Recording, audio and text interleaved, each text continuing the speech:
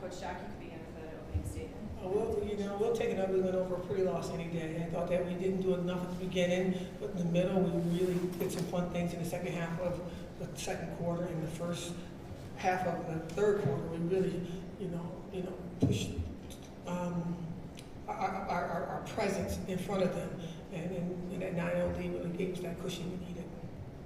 We'll take questions for the student athletes. Yep. Sophie, like Olivia said, new career highs in points and rebounds. How does it feel to have that production off the bench now in this role? Yeah, I mean, coming off the bench, it's kind of just about bringing the energy. So that was my goal tonight, and every night really. But I think, we particularly needed it today, so I just really played into that role. But yeah. Kennedy, season high points for you today. Just what was working well? I saw the open spots, and when I got my shot, I just shot it. For both of you, how did defense really play a factor for you guys, especially early on, some offensive woes that seemed to really flip the script for you guys? Defensively, once we got some stops and some steals, that turned over to offense. So defensively, it was really good for us to pick it up and stop them so we could get into our rhythm of scoring. I think particularly at the start, our defense was super important because it wasn't dropping. So that's when defense became really important. We stayed in the game because of our defense. So.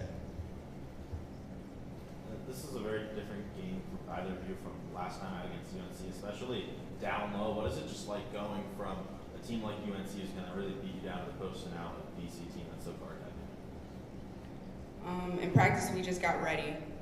We did scout, and we learned our team, the team that we were going against. And so we just used what we learned and used it against them. This can go for anybody. 23 offensive rebounds today. That's well above the season average of 17. What was working for you guys in the offensive glass? I think the height advantage definitely helped, but with our shots not dropping, it was important that we did get on the offensive glass to get those second chance points. So, I think just dialing into that and recognizing that the shots weren't dropping, and when our teammates were shooting the ball just to get in there, get those second chance points was really important. For both, now 3 games into ACC play, close win against Notre Dame, Carolina, then an ugly, or not sluggish on both sides tonight. What's the biggest thing you both learned? Do whatever it takes to win. Yeah. What were the last few days like for you guys being down in Chapel Hill after that loss and then practice over the last few days? So we didn't take that loss as a loss. We took it as a learning point and what we needed to do as a team. So we just took what we watched film, got better in practice, and we produced on the court to get a win today. Any more questions for student athletes? Thanks, Thomas.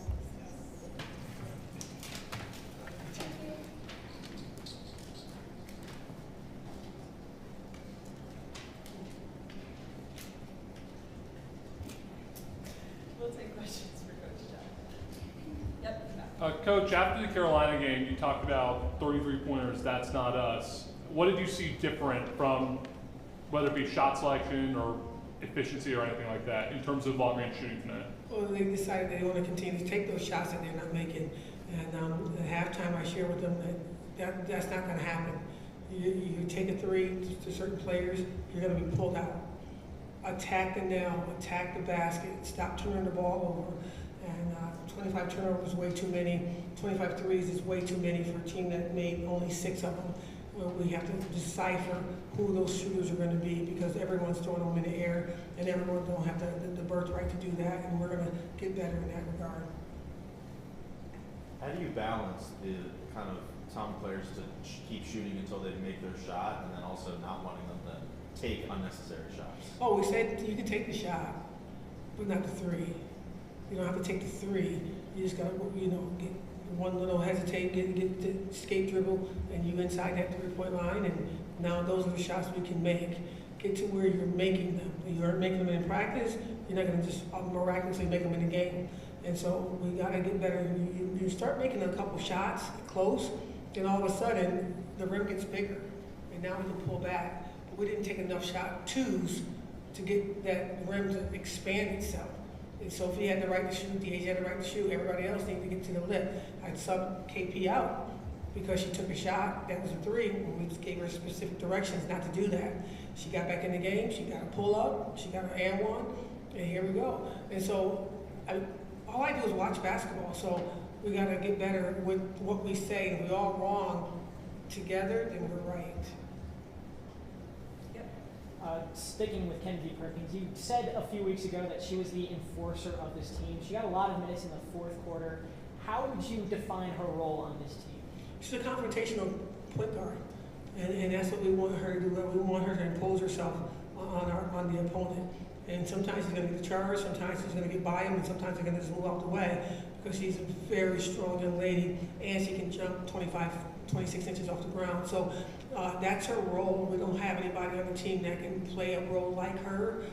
Dee's is more finesse, and the other three are more finesse. We put her in, she's coming through somebody's chest, and that's what she's great at, and that's what we need her to continue to do. When some of your starters aren't having the most efficient shooting night, to have players like Sophie and Kennedy step up and have that point production, how important is that moving forward for your team? It's about the team. And if they're not shooting, the next person that steps in, it's about the team. And so the starters doesn't necessarily mean that they have to be the best finishers. They start, they don't have the best success. Offensively, we need offense. We got to put people in that can actually put the ball in the hole. So some of the starters that were out there, they were doing a great job defensively. And so we needed that defense first, but then we needed the offensive progress, and we had to put somebody else in, and they understand that. And at the end of the game, our kids were saying, hey coach, put her in for the offense, take me out, put me in for defense, take her out. And it's not my team, this is a player-led team, and they understand the assignment. One more question for Coach. Through it all, it feels like a recurring theme this season has been player X can step up on this night, player Y can step up on that night. It's a rotating cast of stars per se. What does that say about your team? It says this is a Jack-led team, meaning that I never had a go-to player. The age is like 40-something points from 3,000 points. She was never considered the only person that we call a go-to player. It was our team, the Hannah Halls of the world, the Summer Hempills of the world. Anybody that believes that their number can be called and become that go-to, they never relax. Because if you stay locked on ready, you don't have to get ready. And I don't give anybody that out. And only the Asian's going to be the go-to, or that person, and those starters, oh my God, what's next? I like to go 9 deep. When we went to Sweet 16, we were going 9 deep. We want to continue to do that. And if it goes to 7, like we had to play Notre Dame, 7 players, sometimes it takes what it takes. But our players understand nobody's more important than the next, and we have a go-to team.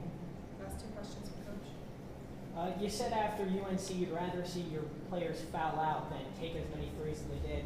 A few players tonight, they fouled out, a few players came close to that.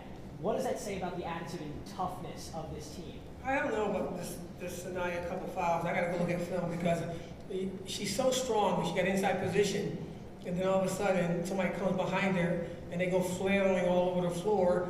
It's not her fault. And so I need to find out about a couple more fouls. But I think that she's not going to back down. She's not going to change. And sometimes I wonder if people look at games before and assume this is the person that the coach is going to be the way that way, or the player's going to be that way, and we already assume what we're supposed to be like, and then make that decision. And I got to watch film, and I'm wrong a lot. I might be wrong on this, but I tell you, I thought she had an inside position, a couple of those things, but she's not letting that thing go. Had she let it go, maybe they score a layup and we get back, but that's not that tough thing that we're teaching practice. Last question for Coach. Thank you so much for all you do for women's basketball.